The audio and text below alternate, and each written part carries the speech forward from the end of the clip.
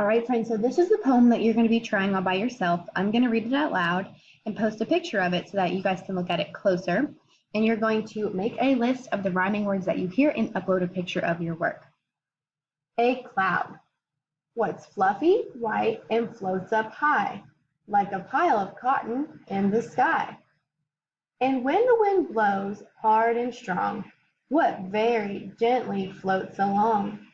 What brings the rain, what brings the snow, that showers down on us below? When you look up in the high blue sky, what is that thing you see float by? A cloud. I'm going to read it one more time. And if you need to replay this video or pause it to listen for the rhyming words, you can do that. A cloud. What's fluffy white and floats up high, like a pile of cotton in the sky.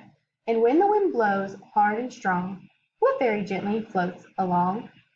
What brings the rain, what brings the snow, that showers down on us below? When you look up in the high blue sky, what is that thing you see float by? A cloud.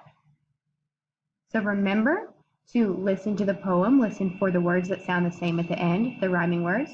And you're going to make a list of the rhyming words that you hear and upload a picture of your work, just like we did together in the first video.